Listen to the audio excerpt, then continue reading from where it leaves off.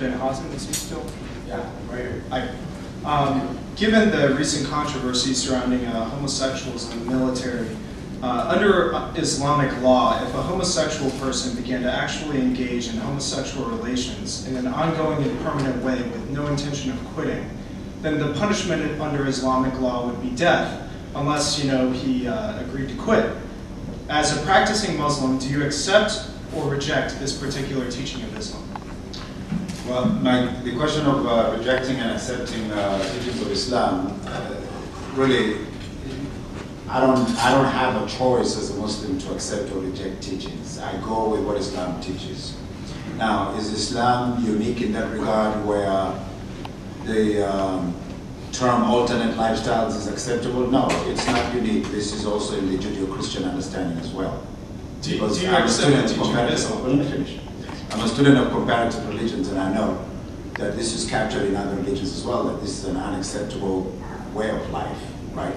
So, so the punishment in Islam, there are certain rules that govern the determination if an individual is homosexual and whether really they're caught in the act or what the witnesses, and it's a long story. I don't probably have a lot of time to explain it.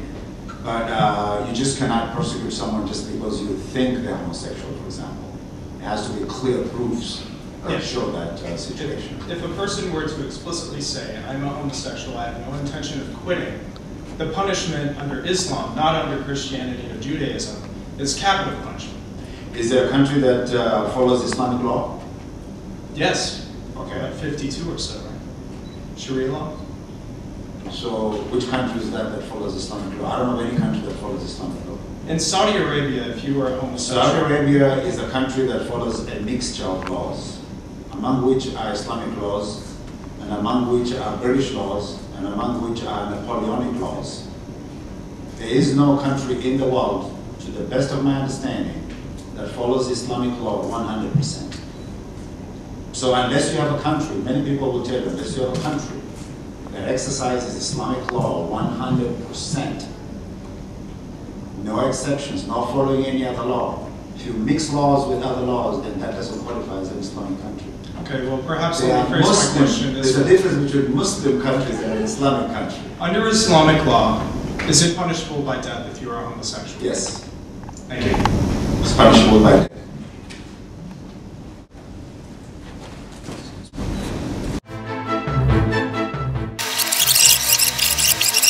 I don't have a choice as a Muslim to accept or reject teachings. I go with what Islam teaches.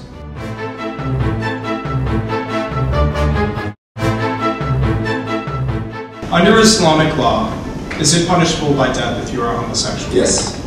Thank you.